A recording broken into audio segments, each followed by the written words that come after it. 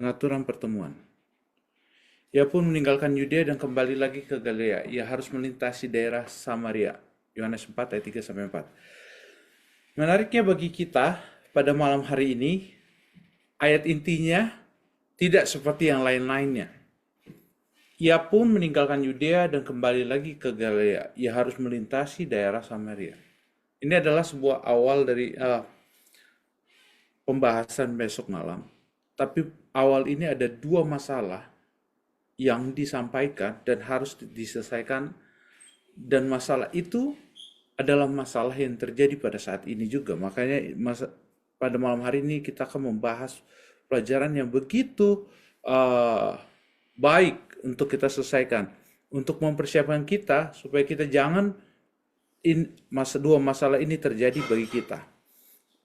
Nah, masalah pertama adalah ini berhubungan bicara tentang pemuritan. Ketika Tuhan Yesus mengetahui bahwa orang-orang Farisi telah mendengar bahwa ia memperoleh dan membaptis muridnya lebih banyak daripada Yohanes. Menariknya, poin pertama, orang Farisi mendengar. Orang Farisi mendengar bahwa Yesus memuridkan. Yesus memperoleh murid, memuridkan, dan yang kedua adalah, poin kedua, muridnya membaptis. Poin ketiga di dalam ayat ini adalah lebih banyak daripada Yohanes. Pemuritannya lebih banyak daripada Yohanes Pembaptis. Ada 3 masalah terbesar.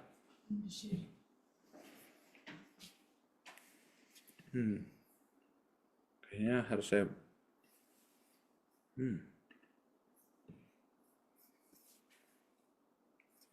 Sepertinya saya harus ini.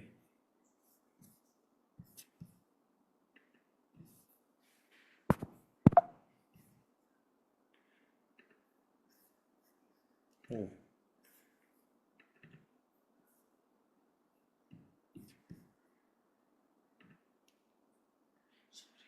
Sorry, saya belum share tadi. Masalah terbesar adalah 3 masalah ini terjadi di dalam organisasi Gereja Masyarakat hari ke-7. Masalah yang pertama, seringkali kita mendengar orang lebih sukses daripada kita dalam pelayanan dengan konotasi baptisan lebih banyak daripada yang lainnya. Kita mendengar orang lain lebih baik dari kita dengan konotasi baptisan lebih banyak. Itu menyebabkan masalah ini membuat kita dalam melayani kita bukan mengejar pemuritan, tapi mengejar jumlah baptisan.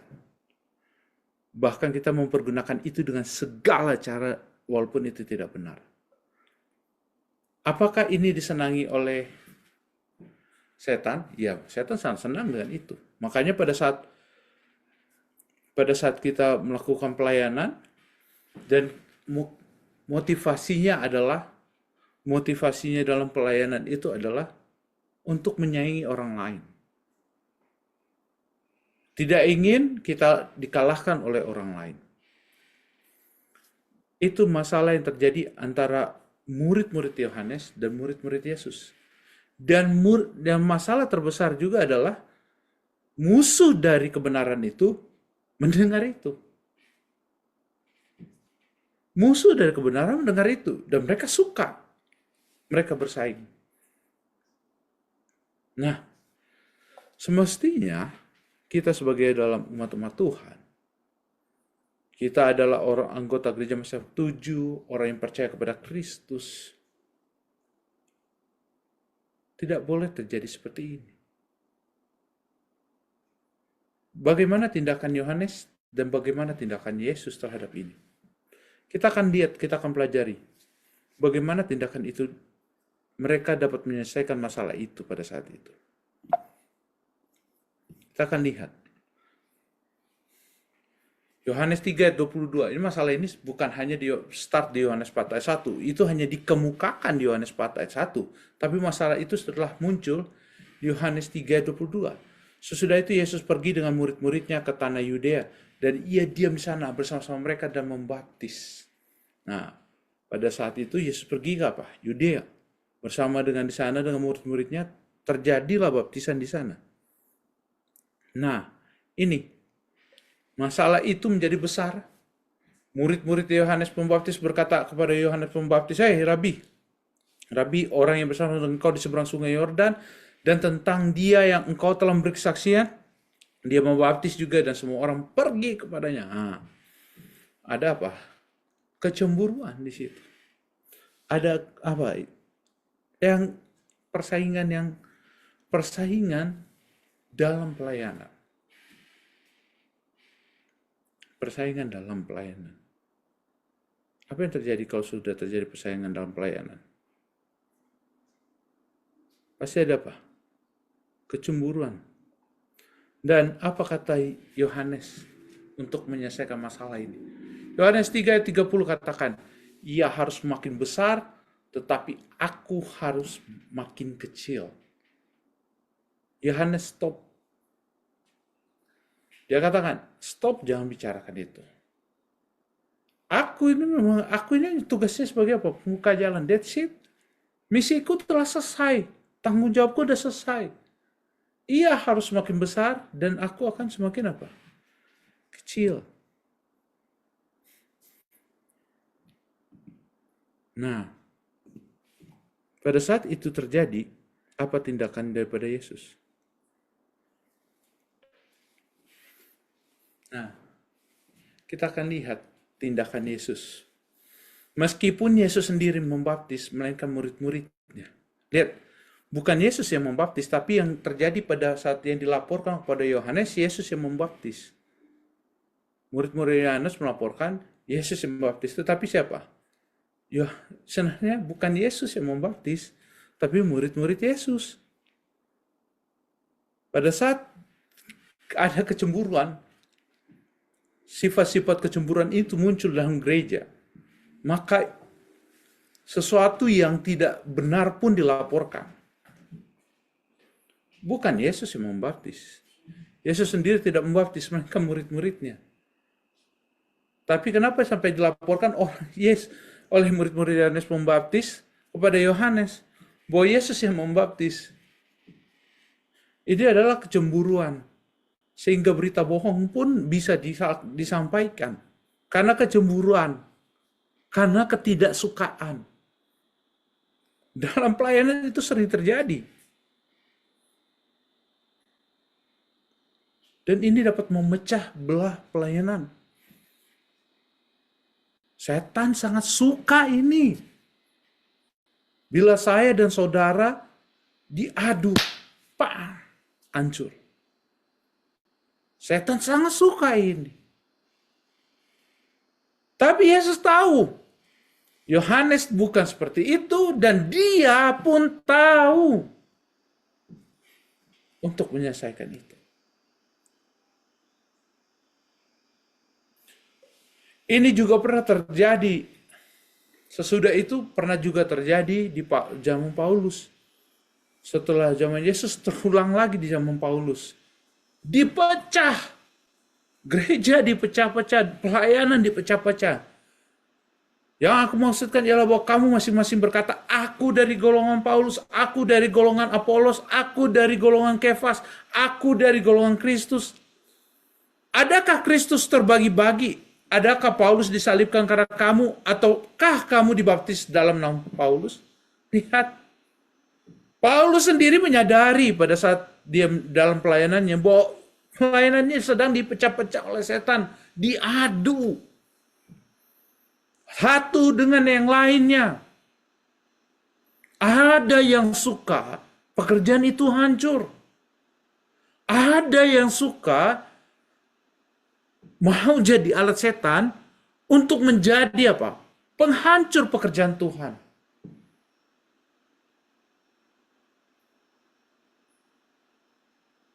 Saudara, Seringkali bisikan-bisikan itu berbahaya.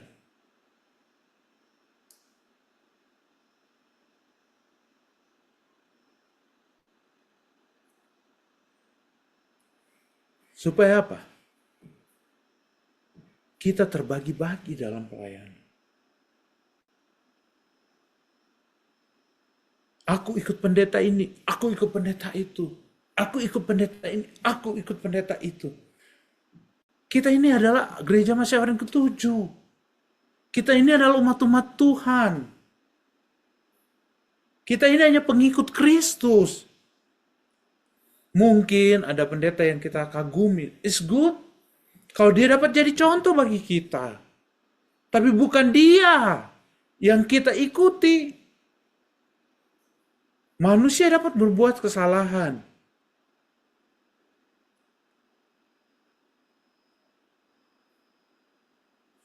Manusia bisa berbuat apa? Bisa jatuh. Dan membuat kita kecewa. Tapi kalau kita ikut Kristus, kita tidak akan terpecah. Siapapun pemimpin yang dipilih, itu adalah pilihan Tuhan. Jadi tidak ada. Makanya Paulus katakan, adakah Kristus terbagi-bagi? Adakah Paulus disalibkan karena kamu?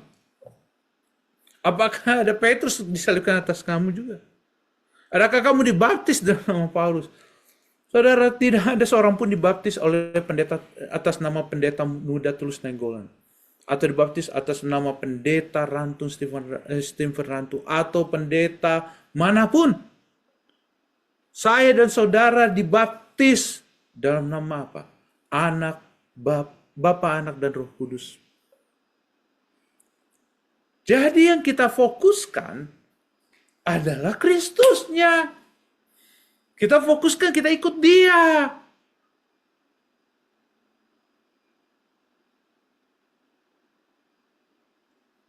Kita bukan ikut pendeta A, pendeta B, pendeta C. Kalau pendeta yang bagus dalam pelayanan, kita dukung dia dalam pelayanan. That's it, sampai di situ. Bukan membuat kita dengan sesama kita terbagi-bagi.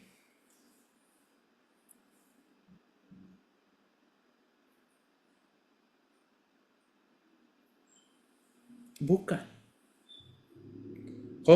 Kalau pemimpin kita salah, tegur dengan baik.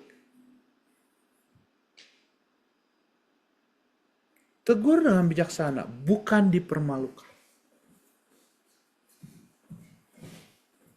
Bukan dipermalukan. Kita harus mengikut fokus pada Kristus, bukan kepada yang lain.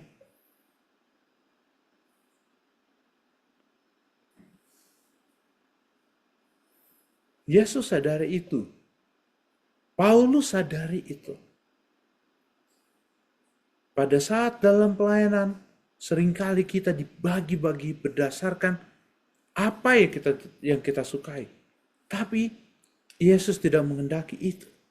Paulus tidak menghendaki itu terjadi. Makanya Paulus katakan, sebab Kristus mengutus aku bukan untuk membaptis, tapi untuk memberitakan Injil. Dan itu pun bukan dengan hikmat perkataan spesial Kristus. Jangan menjadi sia-sia. Orang bertanggung jawab itu adalah menginjil. Ikut Kristus. Pelajaran minggu lalu. Ikut aku. Yesus katakan, ikut dia. Nah, kita bertanggung jawab, ikut dia dan jadi saksinya. Jangan sampai apa yang terjadi pada saat murid-murid Yesus dengan murid-murid Yohanes bentrok, orang Farisi jadi penonton. Musuh kebenaran jadi penonton. Jangan sampai. Kenapa saya katakan ini penting? Karena murid-murid Yesus sama murid-murid Yohanes, kedua-duanya adalah murid Yesus. Yohanes adalah apa? Murid Yesus juga. Yohanes Pembaptis. Karena dia diutus oleh Yesus sendiri. Dia punya pekerjaan dan tanggung jawab Yesus yang utus.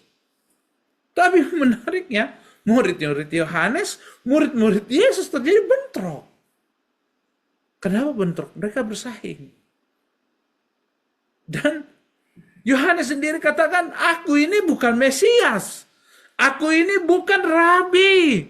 Aku bukan Nabi. Bukan Mesias. Aku hanya pembuka jalan bagi Kristus.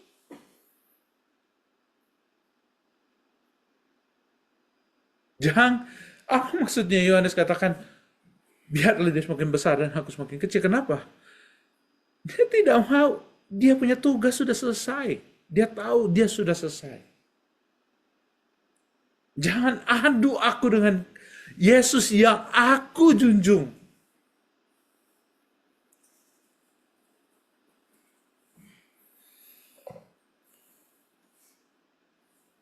Saya dan saudara sama-sama murid-murid Kristus.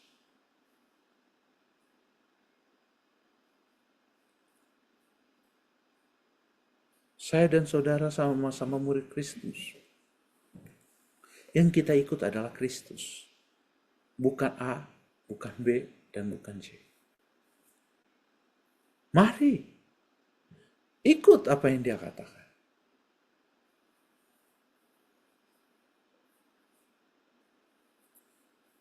Makanya,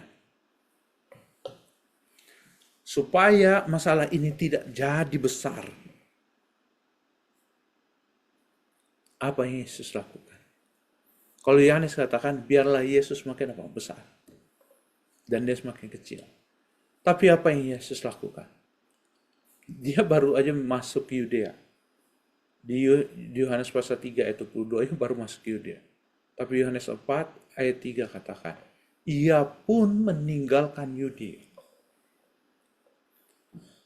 Dia tidak mau terjadi perpecahan. Yohanes tidak mau terjadi perpecahan dan Yesus pun tidak menyukai perpecahan. Ia pun meninggalkan Yudea. Dia kembali ke Galilea. Namun menariknya,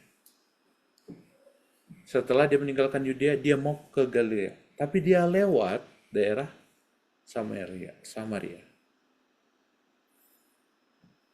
Jadi, setelah kita lihat, setelah dia keluar dan meninggalkan masalah, dia tidak mau masalah itu menjadi besar. Masalah yang kecil tidak dia biarkan untuk menjadi besar. Yohanes Pembaptis katakan, biar dia menjadi lebih besar. Yesus katakan, oke, saya menghindar dari situ. Karena apa? Yohanes katakan dia tidak mau bermasalah dengan Kristus. Yesus itu adalah dia yang buka jalan untuk Kristus.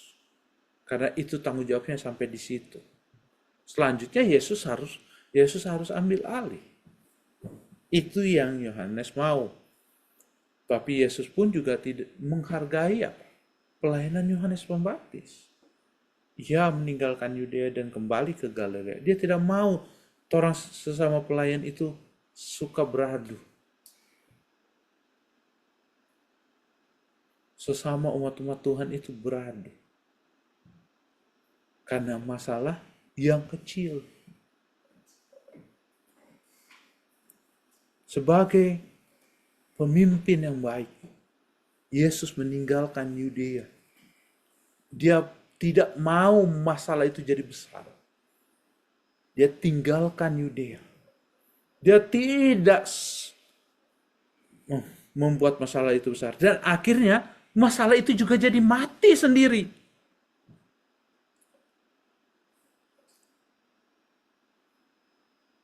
Karena yang tadinya mereka beradu karena muridnya, pada saat karena muridnya itu Yesus tinggalkan, masalah yang tadinya mestinya menjadi besar sekali. Saudara, kalau misalnya dua pemimpin yang hebat bertemu, berargumen, masalah itu bukan jadi kecil, masalah itu bisa jadi besar. Yohanes sebagai pemimpin yang bijaksana mengatakan apa? Saya tanggung jawabnya sudah sampai di sini. Yesus adalah pemimpin yang sesungguhnya. Dia tidak membiarkan masalah itu menjadi besar. Dia tinggalkan sehingga masalah itu jadi kecil. Dia biarkan. Dan dia tinggalkan. Dia tahu masalah itu akan selesai dengan sendirinya. Nggak perlu dia komen di situ. Dia nggak bilang, murid-murid saya izinkan membaptis. Kenapa kalian mau jadi masalah? Dia tidak bilang begitu.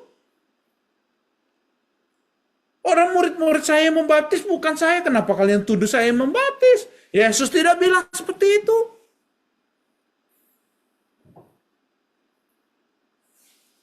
Dia tidak korek-korek itu.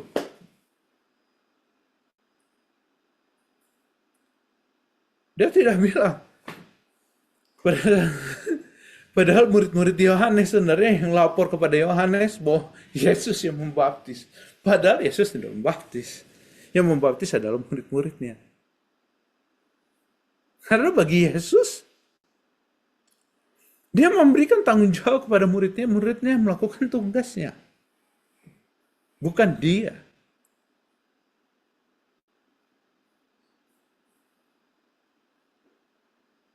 Bukan dia. Sejak dari awal, Yesus adalah yang mengutus Yohanes Pembaptis. Yohanes akui itu. Bahwa dia yang mengutus Yesus. Yesus yang mengutus dia.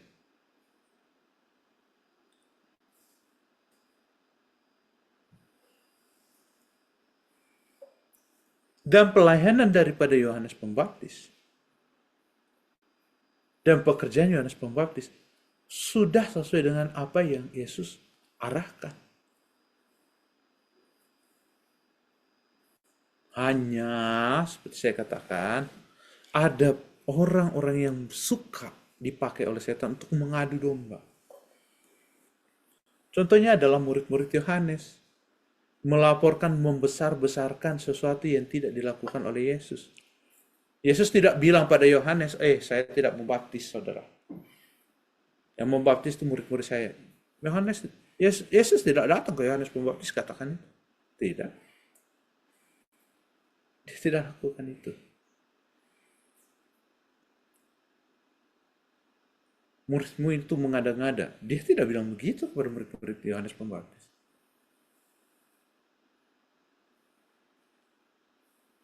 Dia tidak bilang begitu. Yesus tarik muridnya, mari, orang pergi ke balik ke Galilea. Masalah jadi hilang. Masalah tidak jadi besar.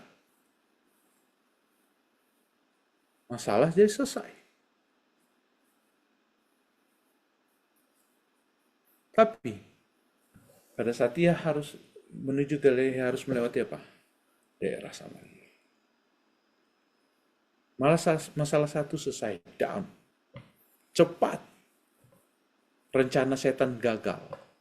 Tapi bayangkan kalau itu di gereja terjadi. Itu bisa terjadi perpecahan. Kalau ego pemimpin itu masih dipertahankan. Kita harus bisa melihat contoh Yohanes Pembaptis dan Yesus. Itu contoh kita yang baik. Apakah Yohanes mempertahankan egonya? Tidak. Apakah Yesus sebagai menyukai hal itu? Tidak. Dia menghindari itu. Dia tidak mau diadu. Yesus tidak mau diadu kepada Yohanes Pembaptis. Yohanes Pembaptis tidak mau diadu dengan Yesus. Nah, masalah setelah selesai masalah yang pertama, ada masalah berikutnya. Masalah kedua adalah budaya. Apakah budaya itu salah? Jawabannya budaya itu tidak semuanya apa. Apakah budaya itu salah? Jawabannya enggak. Apakah semua budaya itu baik? Ya. Tapi apakah semua budaya bisa dipakai untuk dalam pelayanan? Kita akan jawab. Maka kata perempuan Samaria itu padanya, masakan engkau seorang Yahudi minta minum kepadaku seorang Samaria? Sebab orang Yahudi tidak bergaul dengan orang Samaria. Ini adalah masalah tradisi orang Yahudi dan tradisi orang Samaria. Tradisi orang Yahudi yang tidak boleh bergaul dengan orang apa? Samaria. Pada saat Yesus minta minum, masakah engkau seorang Yahudi minta minum pada seorang Samaria? Kita akan lihat.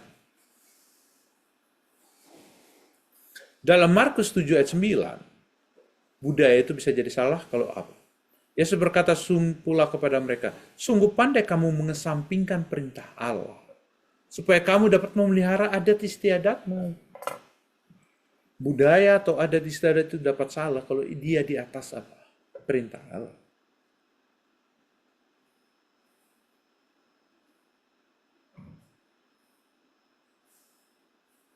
Bila budaya itu di atas perintah Allah. Yang benar adalah budaya itu disaring oleh perintah Allah.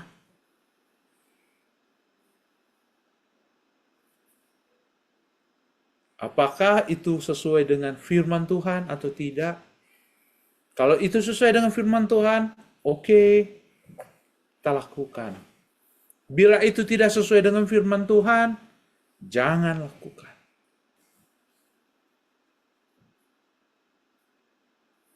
Jadi, budaya itu harus sesuai dengan perintah Allah.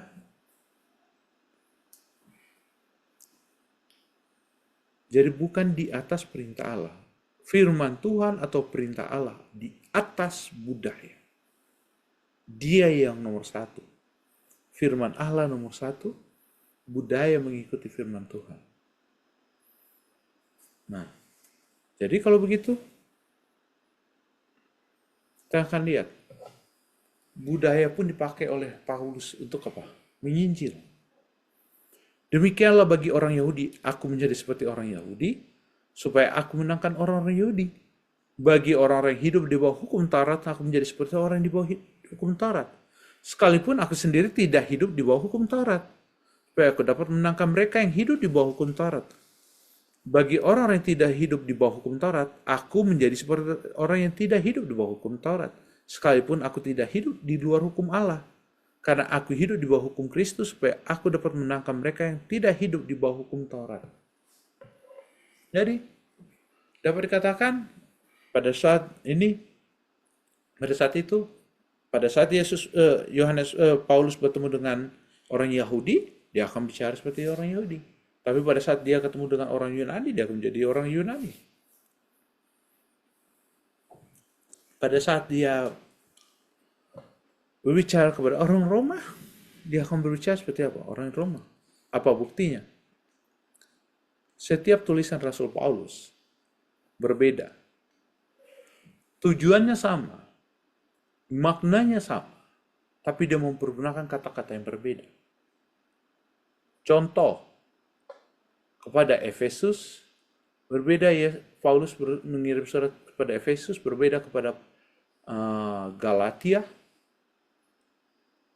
berbeda dengan Roma. Kenapa? Kolose atau kota-kota yang lainnya. Dia lihat latar belakang kota itu bagaimana.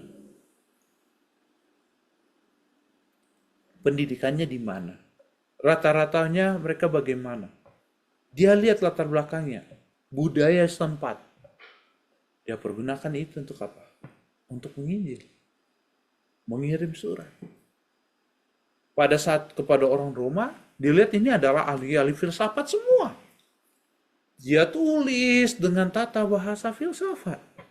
Jadi, nggak bisa disamakan. Jadi, padahal prinsipnya sama. Yang ditulis ke Galatia, ke Efesus, ke Roma itu semua sama. Ke Korintus, sama. Ke Kolose sama. Prinsipnya sama. Apa yang mau ditekankan sama.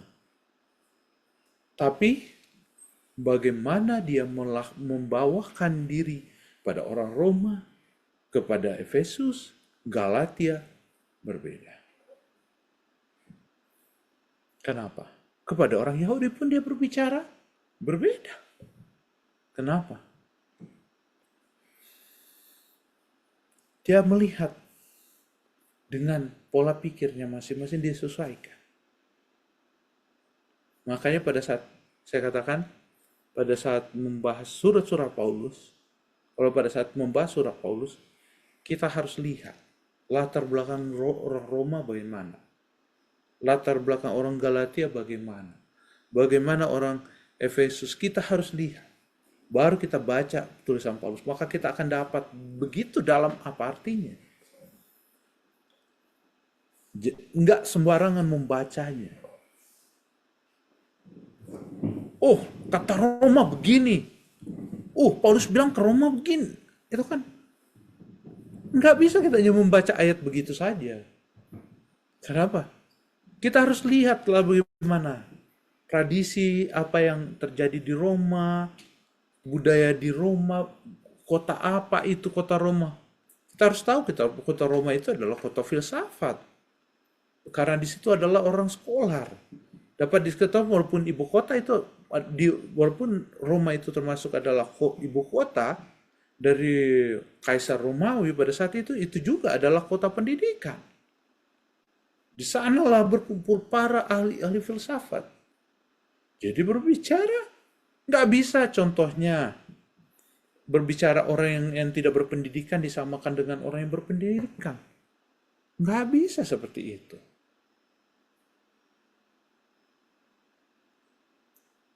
Bicara kepada mahasiswa S1 dengan mahasiswa S3 itu nggak bisa saat disamakan. Pola tangkapnya sudah dasarnya sudah berbeda. Itu Paulus lakukan begitu. Dia riset dulu. Setiap kali dia membuat, dia riset dan dia menjangkaunya.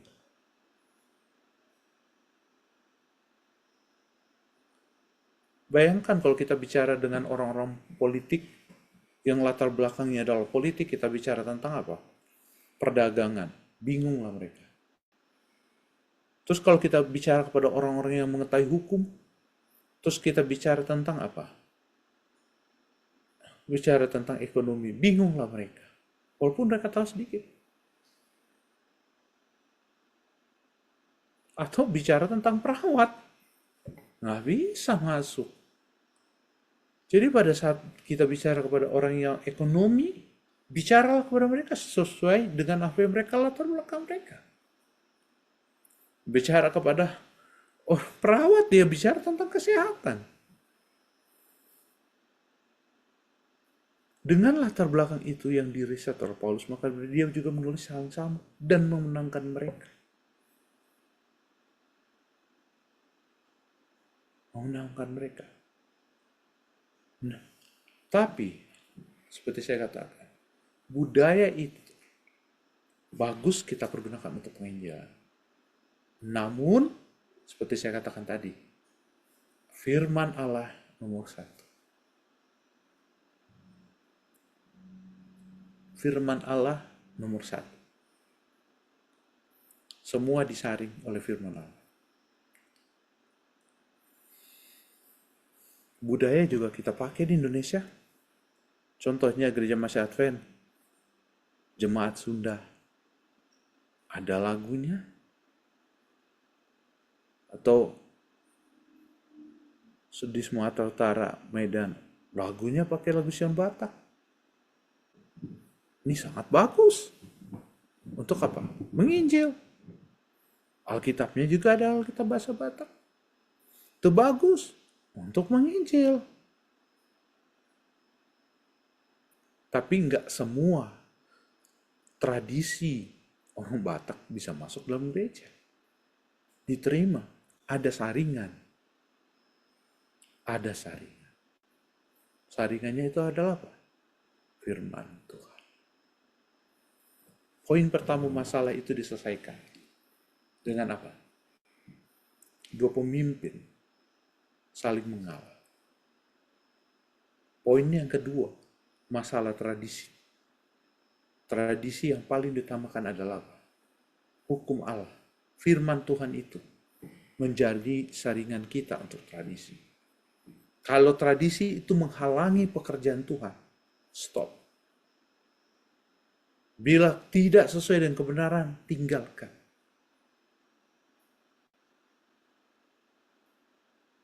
Tapi kalau itu mendukung pekerjaan Tuhan, pergunakan. Karena itu dapat dipergunakan untuk apa? Jadi kemuliaan Tuhan. Dua masalah ini dapat diselesaikan kalau kita mempergunakan apa? Mengikuti apa? Petunjuk yang Yesus berikan. Dasarnya adalah firman Tuhan. Tradisi, firman Tuhan. Para pemimpin pergunakan apa? Kerendahan hati masing-masing. Kita hanya ikut Kristus. Kita ini pengikut. Pengikut Kristus. Semua sama. Adalah pengikut Kristus. Biar pendeta pun adalah pengikut Kristus. Jadi tidak ada terbagi-bagi dalam pekerjaan Tuhan. Semua bekerja. Semua melayani. Jangan mau dipecahkan. Karena setan suka itu. Hati-hati, dua masalah ini ada di dalam gereja kita. Dan itu Yesus tahu. Dan Yesus berikan solusinya. Sebelum masa kita ini, Yesus sudah lihat. Dan itu sudah pernah terjadi pada masa Yesus. Dan dia selesaikan. Dan hal ini, Yesus ingin kita mengikut dia.